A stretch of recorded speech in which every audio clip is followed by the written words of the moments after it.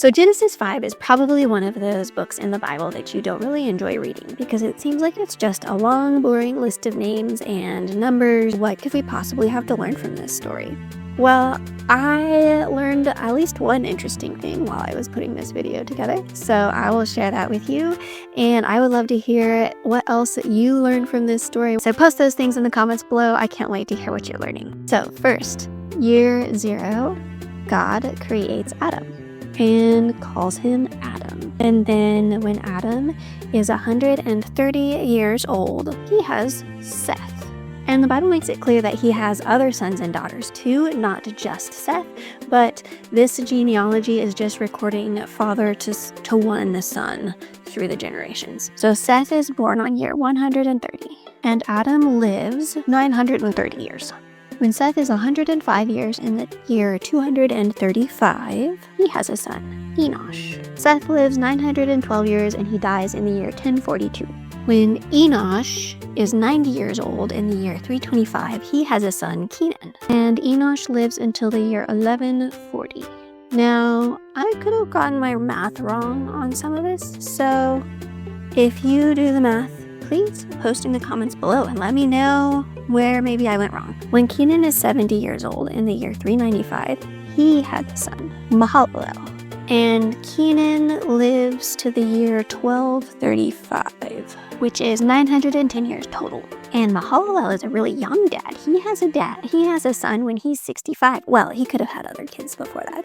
But his son that's recorded, he had when he was 65 years old, and his name is Jared. That was in the year 460. And Mahalalel lives then another 895 years after Jared is born, to the year 1290. Jared has a son when he's 162 years in the year 622. Now, Enoch is a really interesting character because he has a son.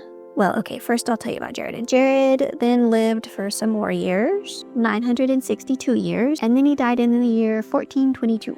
Enoch had a son when he was 65 years old, and he has a really interesting story because the Bible doesn't exactly say that he died. It says that he lived for another 365 years, and he walked with God, and at the end of that time, God took him away from the earth.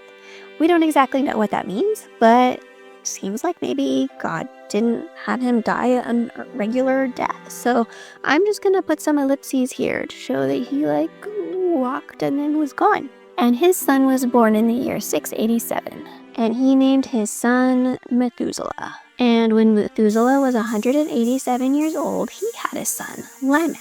That was in the year 874. Lamech lives 182 years, and he has a son.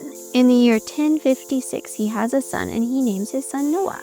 And he names him Noah because he says, this world is really hard to work in. The ground is cursed because of our sin, and Noah is going to bring us comfort during these difficult days. And Methuselah lives until the year 1656, which is very interesting because there's something else very important that happens during that year. That is the year that is 600 years after Noah was born. And Lamech lives 777 years. He dies in the year 1651. And Noah lives for at least 500 years. Actually, his genealogy is not very specific. It just says after 500 years, Noah had these 3 sons, Shem, Ham, and Japheth. We just know he was at least 500 years old when he had these 3 boys. And that's the end of the story.